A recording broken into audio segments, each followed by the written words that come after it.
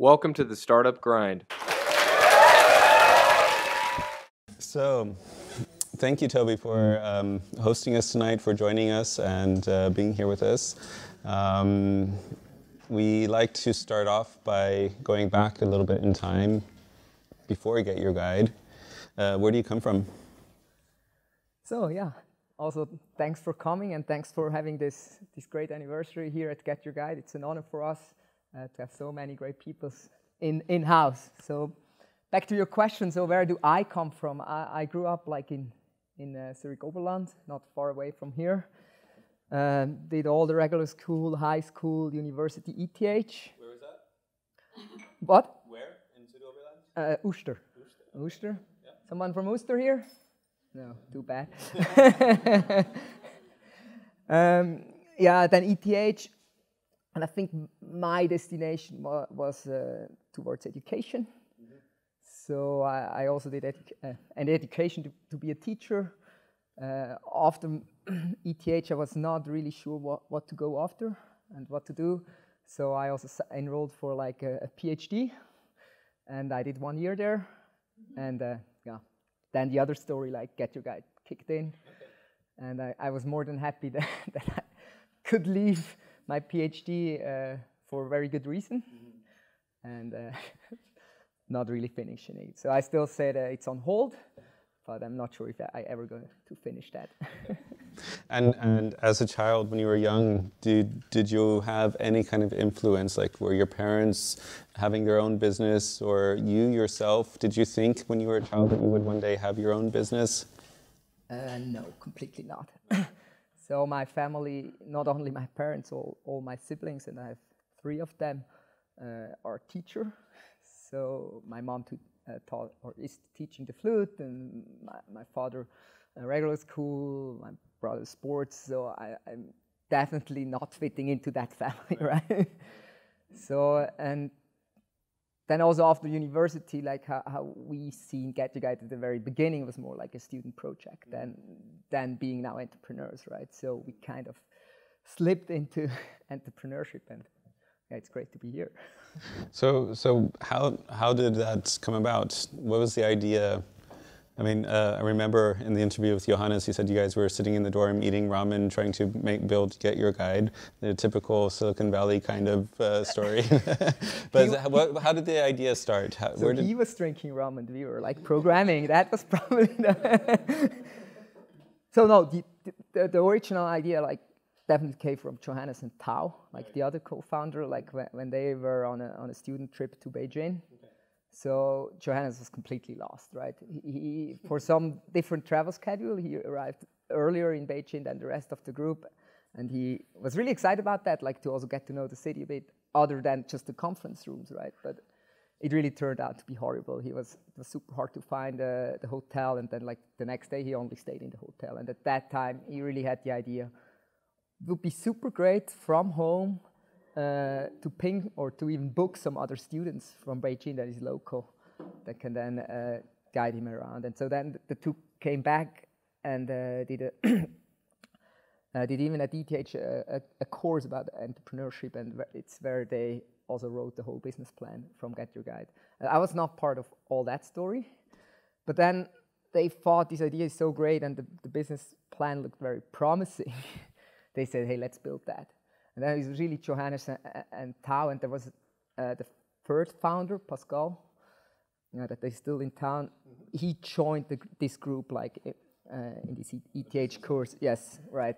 And then after that, they said, hey, we want to build it. And I knew him from studies, and they really picked a few good people, or a few good people like to really build it. And then it comes where like Johannes was drinking rum, and we were doing all the coding, right? So what is Get Your Guide? So what it is, it's the best place to work for. No, like what we run is like a marketplace for tours and activities. So it's a company working in the travel space, but it's not about hotels and it's not about flights. It's really about the things that you experience once you're in your destination. So, and how we operate, like we've built this marketplace where literally all the guides out there can sign up, and we try to curate that and bring the best experience to the people that travel around the world. And how many of you guys started off? So there's you, there's Tao, there's Johannes, there's Pascal. And there is Martin. Martin. And now to be super honest, there was a sixth guy, Yep. like at the time of the student project, but for several reasons he didn't want to join the adventure when we really founded GetYourGuide. Okay. And how has it worked when you have so many chefs in the kitchen? It's a very good question, and we got asked that a lot. And even in retrospective, Do you all have like equal say? Yes. And I think that was one of the very great choices Tao and Johannes did, right? They gave us joining a few months later the full rights, right? When we founded, there was the 5 founders, equally shares, equally rights. We also didn't have the title, so it was not clear Johannes was CEO from day one, right? And at the beginning, titles they don't matter, right? So we had equal say, but what was the good thing, everybody has his kind of domain, right? So it was me on the engineering side. We had Martin Sieber, that was the 5th guy, on the design part and front-end stuff. Then Pascal, Tao, and Johannes more on the business side, like a few of them doing sales, Johannes more business development and all this stuff. So each of us had its own area. So, and I would say we did argue a lot, but that's okay. But we were still kind of friends, at least business friends, right? And that's also like people ask us a lot, yeah, have you been friends before? No, I've met Johannes the first time in the scope of GetYourGuide, right? I knew Pascal before, we did some student projects together, but not the rest of the founding group. And even looking back, like when we did this move to Berlin, so for the one that are not so familiar with GetYourGuide, like we have been founded here in 2011-ish. We moved parts of the business to Berlin, or even in 10 we started a Berlin office, and that was kind of very successful move. So we were able to hire more people in Berlin, and so now Berlin became our headquarters a few years later. And at that time, I think that was probably the most troublesome time we had as founders. It was also the time when Pascal left the company. Definitely were there some tough discussion, but at the end, I think it turned out very well for all of us. Mm-hmm. And how did you start off were you bootstrapping at the beginning? And so how did it go from an ETH project concept to actually raising capital? So I know there's someone from ZKB here. I tell now my story. I know it is slightly different on the other end. So when we first built GetYourGuide, and the name GetYourGuide existed like already in the student course, so the name was there. And the first idea was really connecting students. So it was more like this couch surfing idea. And then we launched a prototype, and there were some great articles in Sonntagszeitung. That thought like, yeah, these crazy new Zurich guys are disrupt the travel market, right? And based on that somehow this article has been read by a guy from ZKB, and they reached out to us if we need money, right? I was always they tried to call us, but as it was a student project, we did have an office in Techno Park, like from the ETH. But we were never there to do office hours, right? I mean, it was a student project, so evenings, weekends, and all that stuff. So we were not answering the phone, of course, right? The ZKB guy. But somehow he reached us, and he was really like, I would say we were very close to say, it was a nice experience, thank you guys, let's do something else. But on the one hand side, it was ZKB wanted to give us money. Right. And on the other side, we also realized that a lot of professional guides out there are very interested in such a platform, right? I mean, most of the businesses that work with us today, they existed before us. And they've seen this internet coming, but they didn't know how to react, right? And they were more than happy if like some other company can take over all this marketing through this new channel. Yeah. And so these were the two factors. And then we went back to the drawing board and say, no, it doesn't work with students. We need to make business with professional guides, right? And I would say that we said to the ZKB, yes, we take the money, but we do kind of a pivot. We changed slightly the business, And I would say this was really when we kind of went also in the mood of a startup. And that was also then the first time when we paid salary. And how long was that after you guys had started? Yeah, a bit more than 1 year. Okay. So it's doing your studies and then working on the project in the evening or on the side? Yeah, exactly. So I even reduced like my PhD. I was asking, can I do 80%? It's pretty common in Switzerland. I mean, not for PhD, but work. And then Friday was then my GetYourGuide day. Yeah, exactly. But then, and this was also like where the sixth founder said no. We said, okay, we want full commitment of everybody. So quit the job. Pascal was even working at the company. I was doing my PhD. Johannes was just finishing up his studies, and then we kind of really fully committed to that. When it comes to investment and smart money, can you tell us what smart money means? It's a very good question, and it's also probably the things I dealt the least with, right? So you're more specifically on the technical side? Definitely more on the technical side, and I think that was kind of also a strength of GetYourGuide, like this big trust we had in the founder groups. So Johannes was focused specifically on your area? More or less. Johannes was never saying what we should do, which technology we should use. He was trusting us. So was I on the financial side. Of course, I also needed to sign the term sheets and all the contracts. But like if he gave us a very good pitch internally and said, hey, this is the money we should take, we trusted him fully. I mean, Tao was on his side, so it was not only one man. Yeah. But I think everybody has its role. So when it comes to investors, were you able to be choosy about who would be investing in the company? Because when it comes to smart money, it's usually about people who actually care about the team, as opposed to just what is the profit they can get out of it. So what I can say from the seed investment where Zakabe was involved, what they said, hey, you have a very good idea, you're a nice team, but you have no travel experience at all, right? And so they were asking for a more travel, familiar guy, and that was Roland Zeller, right? Mm-hmm. He also invested in the first round, and I would say this was kind of smart money, right? I mean, he was also kind of our advisor in the very beginning.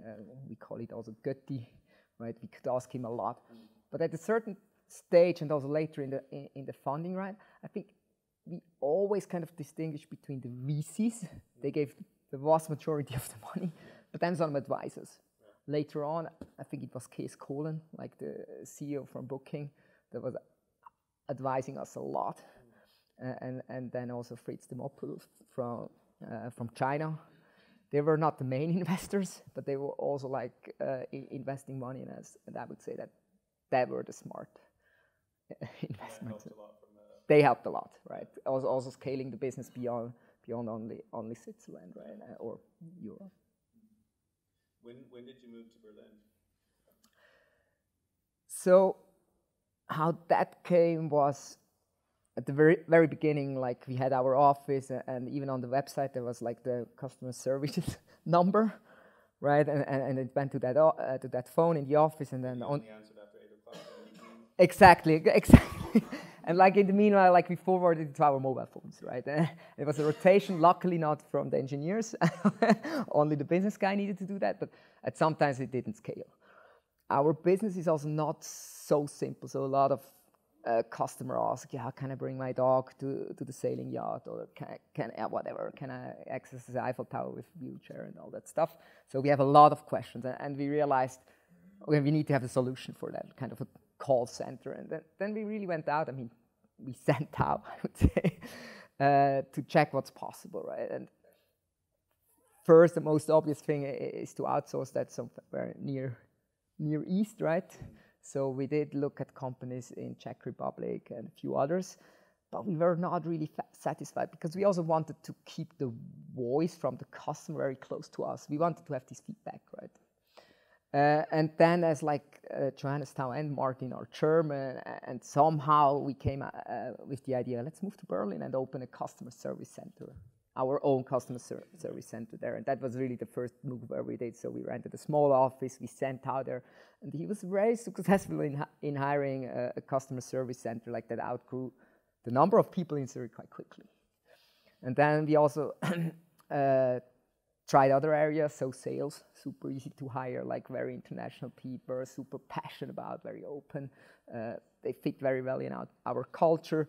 Then marketing, and then like there was this kind of unbalance between Zurich and Berlin. So Johannes then also somehow moved to Berlin because he was involved with BD. Martin was still like commuting more or less between Zurich and Berlin, and me and Pascal are stay here. That is also like one of the only time when the investor kind of pushed us a bit and say, hey guys, make a decision. Yeah. This is not healthy, right? So having kind of split brain, two founders there, one commuting. And then I think the most obvious decision was to move to Berlin with the core of the business. And for me personally, like I didn't know where my journey goes. I have a family here. I wanted to stay here. Same for Pascal. He was at that time COO. And then, yeah, we needed to have a solution. We decided then, to my luck, right, that we will stay with an small engineering office here in Zurich. And at that time, I think that the team was reduced to 5 people, right?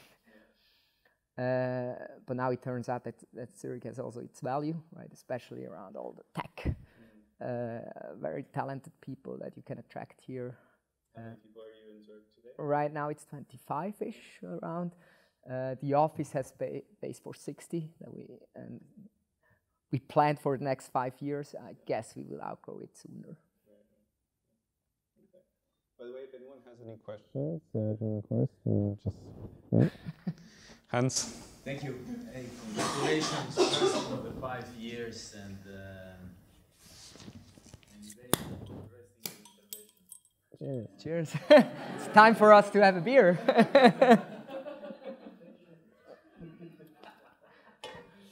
So first of all, what is your the forecast of growing you have in your mind annually that you would like to achieve in terms of business growing? That's personal question number one, and then the personal one. What's drive you personally to connect with your business and how you do it? My name is Hans. Okay, thank you. So for the first question, like what we would love to grow, like 10x, of course, but that's not really. So tied into that question, do you have an exit strategy?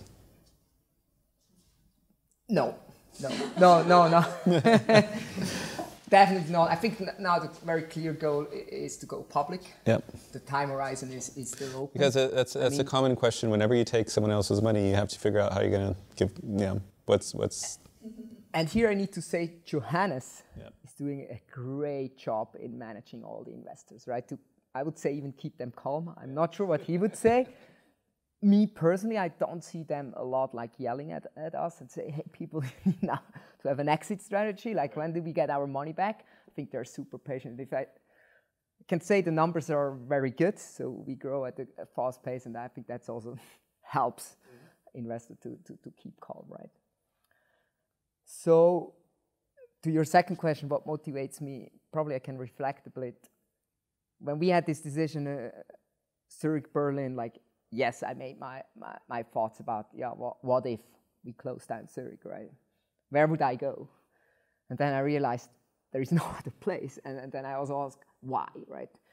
So what makes me so passionate about working here? One of the things is definitely the product, right? I mean, we can make so many people happy when they travel, right? We can improve their travel experience quite a lot. And that's definitely one thing that I'm super passionate about.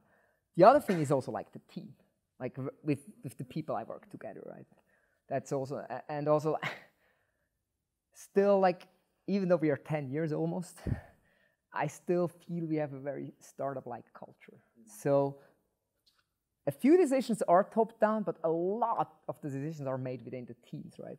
I think from the top down, we gave them kind of boundaries, but then we let the teams run on their own, right? They can do whatever they want, more or less, try to run in the same direction. We make sure we are all aligned where we want to go with the company, but that's it. So I think these are the few factors then. And over the course of the years, so almost 10 years, was there like a major experience where you felt like this is it, fuck it, going home? I think we had some rough times. One of that was definitely when we acquired in Berlin a very small company. It's called GetYourGuide. They were kind of the young rebels there. And the funny thing, they kind of achieved to be better known than us. So they did very similar things, but they were more on these niche products, so cooking classes and kind of these things, not the main attractions or whatever. And it was funny, when we pitched at some fairs, people were saying, oh, like GetYourGuide, even though our business was way bigger. Somehow they did a very good job. And then they get kind of bankrupt, like the business was not doing well, so we took them over. It was like, I think our team in Berlin at that time was the engineering team. It was mainly engineers and product people and some designers.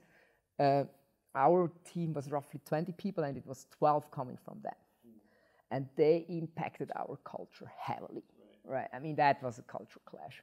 So these were the hipster. We kind of still tried to have some certain pace, that they showed up at 11, brought the dog to the office, and I mean, all the things that we didn't really want. And I think it was not a long time, and most of them left. And yeah, that was definitely a learning. And at that time, I really like, even people from Zurich were kind of affected, right? They've seen like people not behaving like our core values and all the stuff. That was a moment where I said, whoa. But I think it was never that far where I say, hey, I go home, I'm done. You just said that a lot of your ideas are birthed from the teams themselves, and they have a lot of freedom to be able to develop, and that's where a lot of your strength lies. How do you ensure that the teams are super clear about what's in and what's out in respect to GetYourGuide, the company? So I think what we have, which is also a bigger alignment thing, is we use OKRs, quarterly, so objective and key results, which are shared within the company and which are challenged, right? So we know basically what are the goals, and we do it quarterly. What are the quarterly goals, but how they achieve that? Like sometimes it's very clear how they need to achieve it, but sometimes it gives them room. And it's also, they bring up the OKRs. It should be like aligned with kind of the company OKRs. And this is kind of how we steer still to a certain degree these mission teams that then try to run independently. So there is some kind of control from the management, but I would say it's still loose. And does that also, is there a similar process to ensure things are on brand? With brand, probably you've seen we just rebranded recently. So there we have, I mean, things on the website, it's pretty clear we have our modules, so they can be reused. Everything else, as far as I know, still goes through a brand team, right? So everything that goes outside, also like voice, we have even a copywriter, that still goes to a central team. You grew quite a bit over the last couple of years, and relatively quickly also establishing a brand worldwide, more or less. What were the biggest challenges to do that? So I would say we are not there yet. Like we are just right now running a pilot, I would say, here in Switzerland. We've chosen Switzerland as the market for TV ads. And we were measuring like the brand awareness. That was very disappointing. Like it's 0 dot something, like unaided brand awareness. TV ads are not really helping us so much as we expected.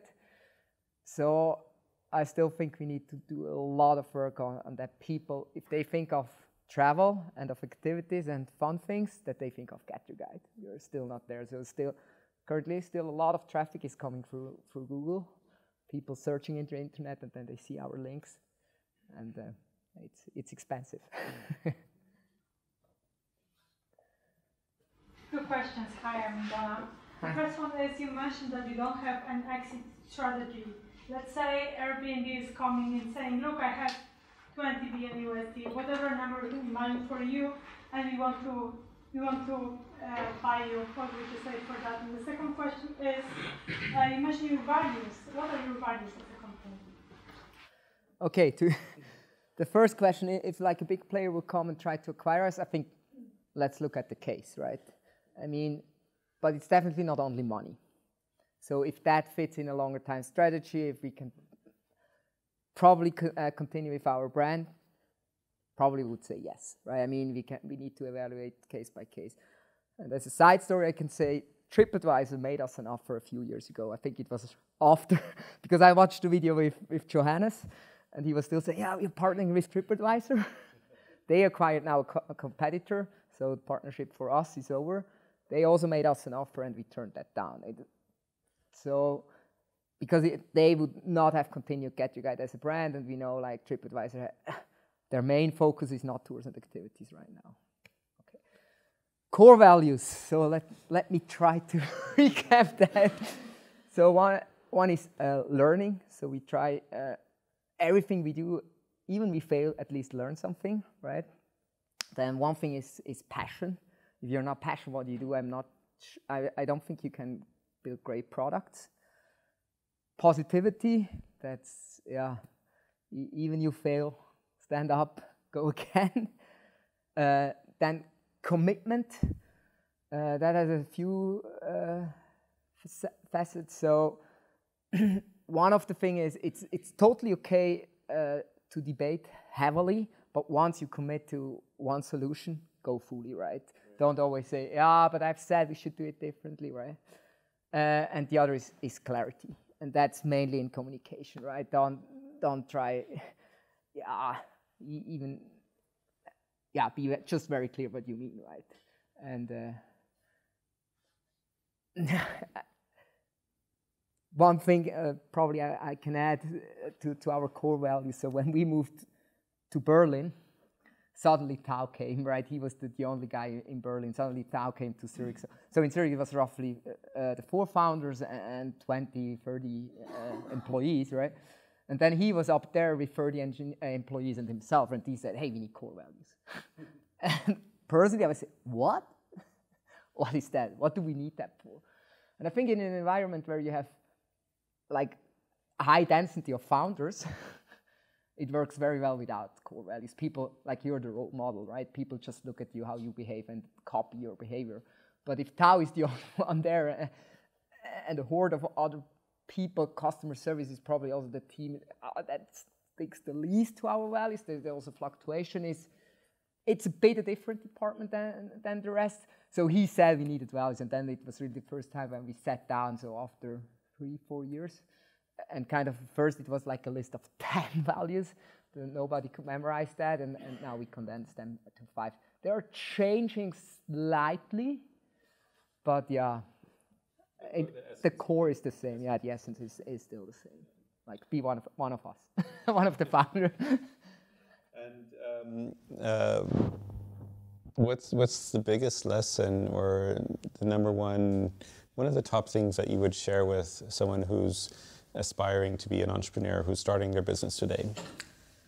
So the one advice I give always, and not only because I'm a technical guy, is make sure you have a technical co-founder, because I think it helps so much. So the first thing is you don't need to have a hell lot of money to build your prototype, right?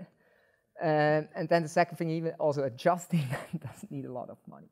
And I've seen a lot of very early stage startups, so a few months in, and then people always hesitate. Yeah, okay. First of all, it's tricky to find one, but then second, yeah, I can give him 5%. No, make them real founders. I think it will pay back. That's my number one advice. It's not easy, but yeah, try to make them full member. Yeah, over the last 10 years, I'm sure you've seen quite a technological change, right, in the product. At what point did you decide to start from scratch or rewrite or refactor? How do you make those types of technical decisions? Do you know how many lines of code Tobias has? Oh, no. No, and coming to that point of refactoring, I'm not a huge fan of doing refactoring because it doesn't help the customer. It doesn't help the customer. And I think a lot of engineers tend to, I mean, I can tell it's got a bit engineering heavy right now. If you give an engineer a green field, they start building code after 3 months, they would love to rewrite it again, right? So even if you give them, even in a bit older code base, the chance to refactor, half a year later, they want to refactor their code again. So that's probably my lesson learned. So we are very, very conservative in refactoring. We still have right now, I would say, one big system. I don't like the name monolith, but it's kind of still one big central system that kind of serves a lot of stuff. We right now move in a microservice architecture, but that has taken us 8 years, right, till the first big refactoring. It doesn't mean you can't keep up with new technologies, right? I mean, we have chosen PHP at that time. We have heavy debates if this was the right technology and so on and so forth. But I think it still is. Like, we tried now with Python. We had some Go services. Everything has its downside. So you just stick with what works. Exactly, and what is in our DNA also, right? I mean, changing a whole engineering organization to a new language has also its price, right? But definitely, so where we want to move, and I don't know how fast, is definitely more into this microservice architecture, where more or less the teams can choose a bit more freely the technology they want to use. But it's not tomorrow, and it's also not in 1 month. It's a process. And for me, even as CTO, technical co-founder, still more driven by the impact we can make to the customer than having the most modern technologies. Until they block you, right? I think database, yes, we needed to heavily invest because we didn't optimize the queries and people were like 5 seconds and more page load times or even more. Yes, then you need to look into it. But just to make the code a few seconds or a few 100 milliseconds faster, that's probably not what we are doing. So you said that you have the 25 developers here in Zurich, yeah. And how they are connected to the rest of the company in Berlin with product management and marketing? Very good question. So we have different models, but what turned out the best is to have a full team in one location, right? We have a few teams that are cross-location, so engineers are here, product managers are there. It really depends on the people. Sometimes that works, not always, right? So we try to have complete teams on site, and we will also, like currently it's only engineers. We will start hiring PMs, UX or designers and all that to have complete functions here. So how we are connected, and it's a very good question, right? We also, somehow we want to keep the same engineering culture or culture overall. It's a bit tricky. So yeah, we need to fly forth and back and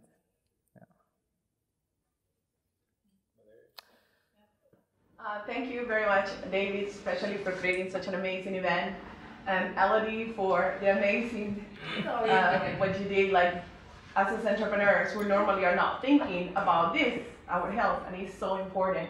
And I wanted to acknowledge that. And thank you for sharing your experience. My name is Valeria Winkler. I help startup and medium-sized companies achieve profitability, right? So to increase their income to get there. And now, I'd like to know, like, what is your experience when after you can get it within yourself, and you're looking for funding for the big thing, like the elephant, and you need investors, right? What is something that you would say not to do from, because sometimes we feel like the investors will have the control. One, what would you recommend people or startups or medium-sized looking for funding? When it comes to investors, make sure you do not do this. So, again, it's a bit tricky. I need probably to speak a bit for Johannes, but for him, always super interesting. Don't go for the biggest number. Not only the biggest number. Like, the investors somehow need to fit into, like, need to be interested in what you're doing. Sometimes need to be advisors. they need to fit in your business, right? Not only the one that gave you the most money, right? But yeah, probably there are other things that are important. Or definitely. Okay. Would you say that though, like, what is it that you could tell us, like, on the other side as entrepreneurs, do not do this, no matter what the investors, because I heard after the first funding, second funding, third funding, so next thing you know, you have no company. The investor owns it all, for some of them. So when do you make the...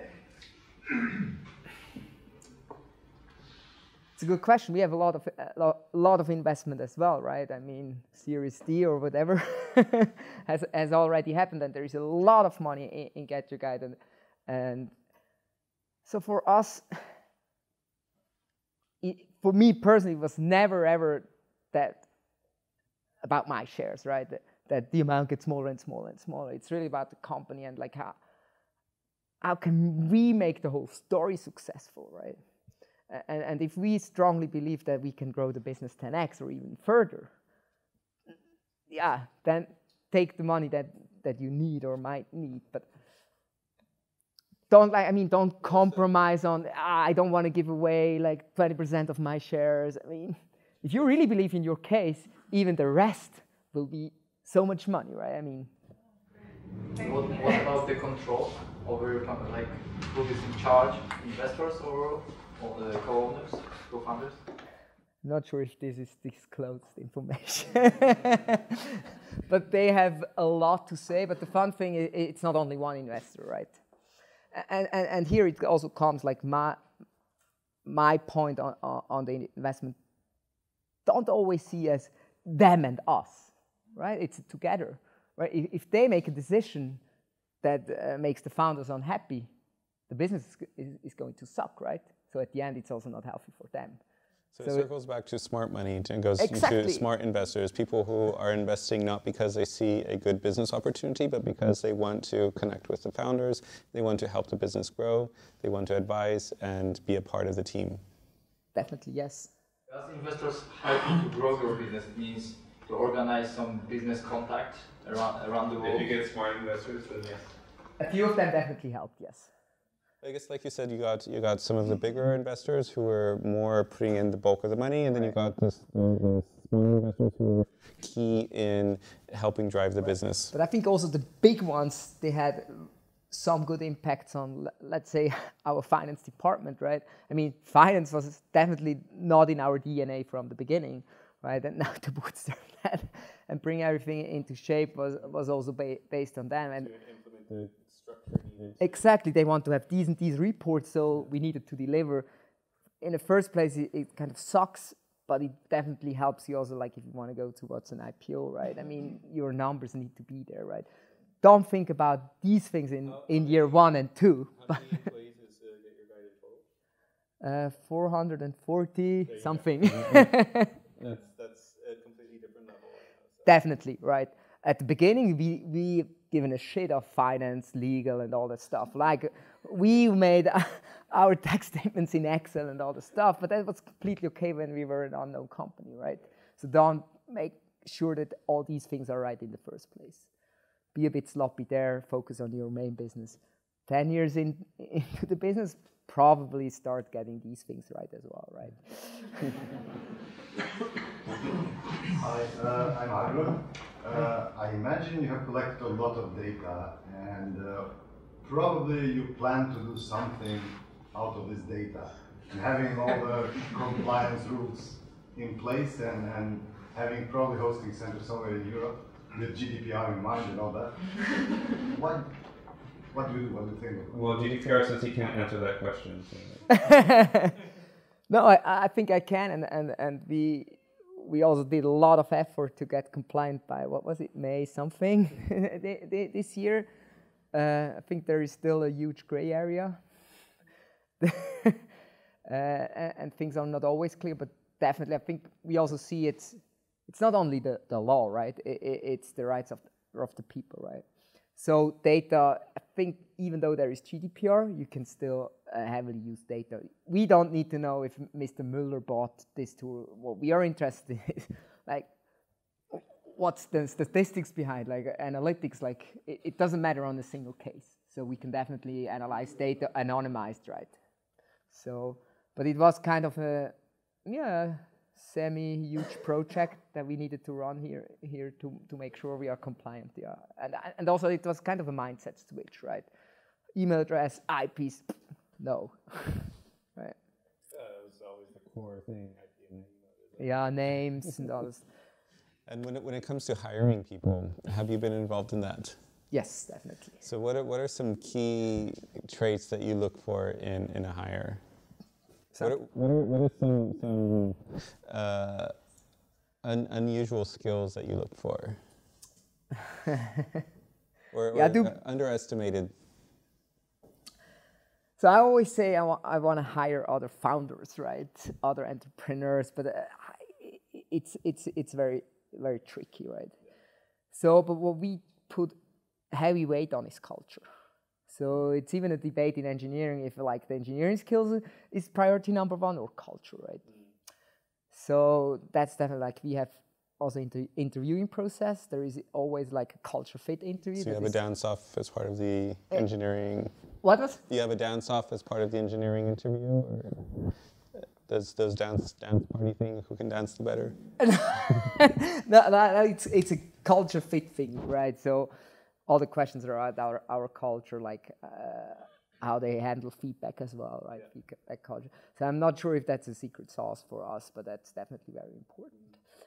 And hiring in general, it's top priority for us. If you want to grow, you also need more force, right? Manpower. And yeah, Zurich is, I think, a great place with great talents, but also a lot of competition in that area, right? So it's Google, even though they are partnering with Startup Grind, they are still a competitor, right? They also want to attract the engineering talents. And I think over the course and also with all the investments, we can now kind of pay salaries that benchmarks. But at the beginning, as a startup, you need to rely on a bit of the goodwill of the people and like with this positive mindset and say, yes, I want to join this startup because there's so much more opportunities where you can earn a lot more money and also have a very clear career track or career ladder, which small startups can provide, right? So what about firing people? The sooner the better. I mean, if they don't fit, let them go. I think they can really poison teams if somebody doesn't fit. Luckily in Zurich, it doesn't happen so much. So we are very picky on the selection. But yeah. And what do you do in your downtime? Besides checking the code base? So I have a family, so that's still a big thing for me, like be there for my kids. I do play the drums in a band, but it's currently of a stretch. Fit all. The after party, you gonna play for Not today, but probably at our Christmas party then. Yeah. So that definitely, like, if I play the drums, I can completely shut down. That's a good balance. I forgot one question, which is for me important. Do you have an innovation group or? Exactly. No. Why not? Very. Something a few years ago, I was invited to another talk also from ZKB, and there was all about innovation. And then I was really checking like the notes from our exec meetings, and we never ever had innovation. There was like a really search for innovation, and we didn't talk about innovation because, like, I think at the beginning, GetYourGuide was the innovation, right? It was the company itself that was kind of innovating, like bringing travel market online. Even nowadays, we don't speak so much about innovation, right? We speak a lot about kind of trying things out, experimenting. Probably you've heard about GetYourGuide Originals. I would not say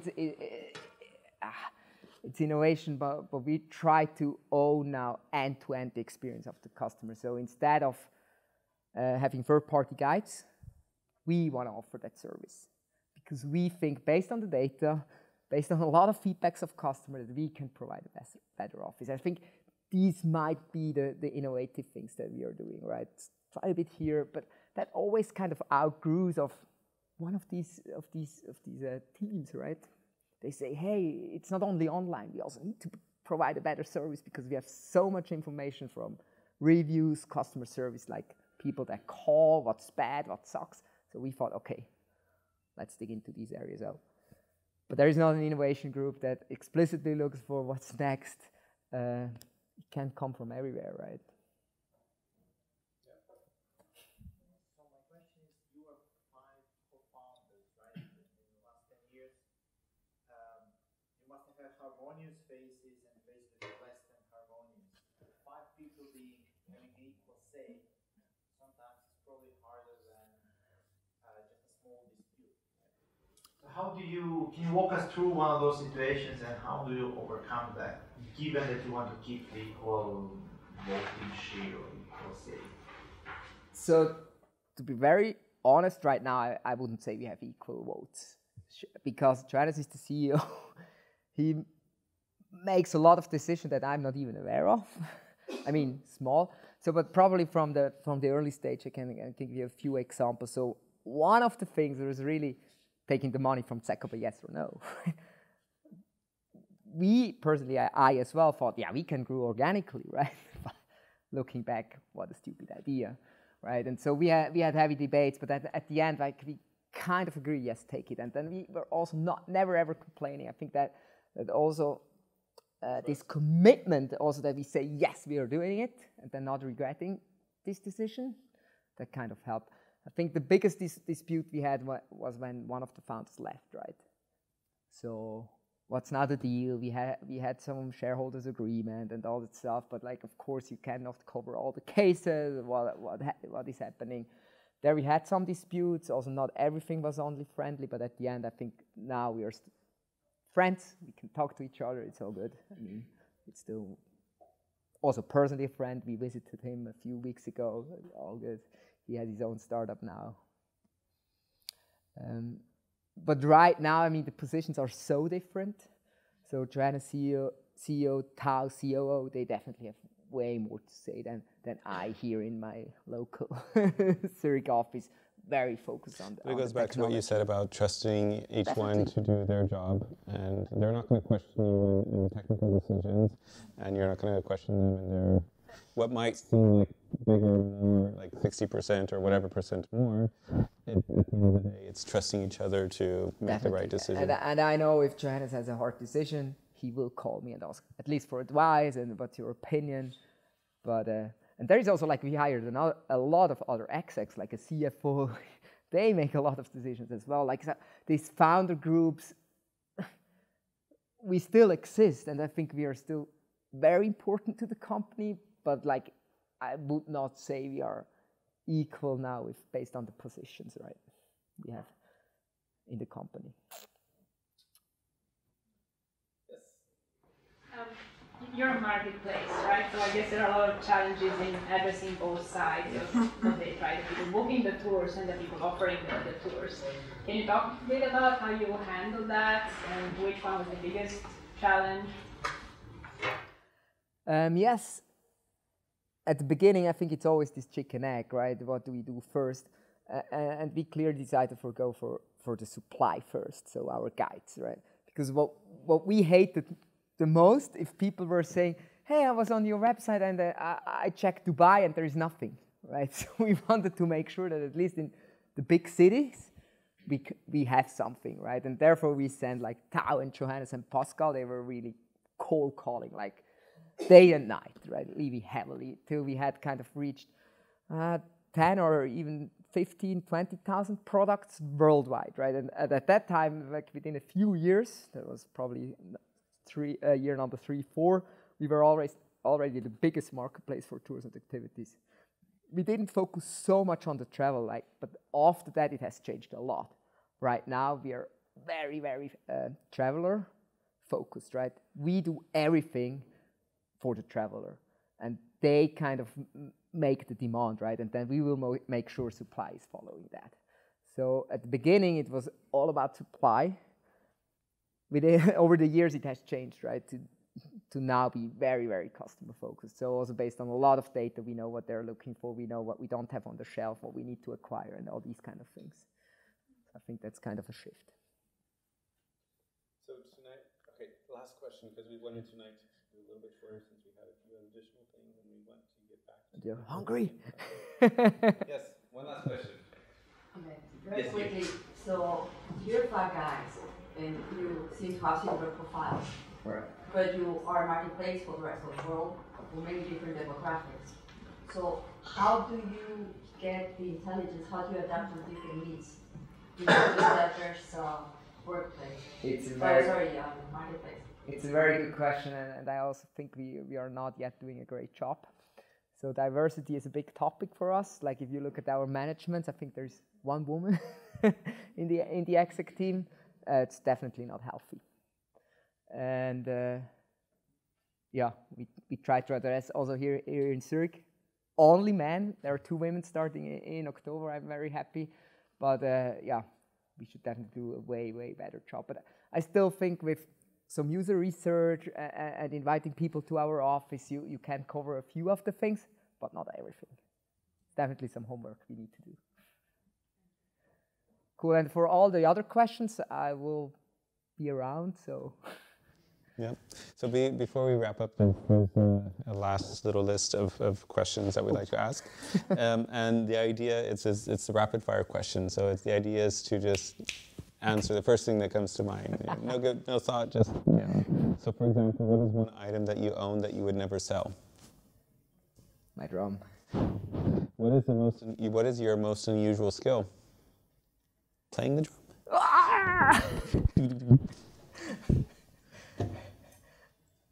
Playing the guitar.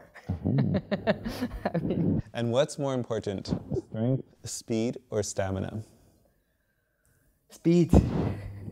What historical figure do you most admire? Figure. Gandhi, can I say as a person? Yeah. And what is your favorite season of the year? Fall. It's my birthday. When was the last time that you tried something new? Oh, I think every day I try things. Team or single founder? Yeah, team. Cats or dogs? Oh, nothing. Beer or wine? Beer. Your favorite app? Besides GetYourGuide? Google Maps. What's one thing on your bucket list? Plant a tree. If you could have the attribute of an animal, what would you choose? Flying. That's a good one. Very awesome. Yeah, I mean, it's awesome to see the world from up there. Good, yeah. So thank you so much, Toby, for having us tonight, for the time and sharing your insights and perspectives. Really appreciate it. It's been very insightful, and thank you for hosting us tonight. You're welcome.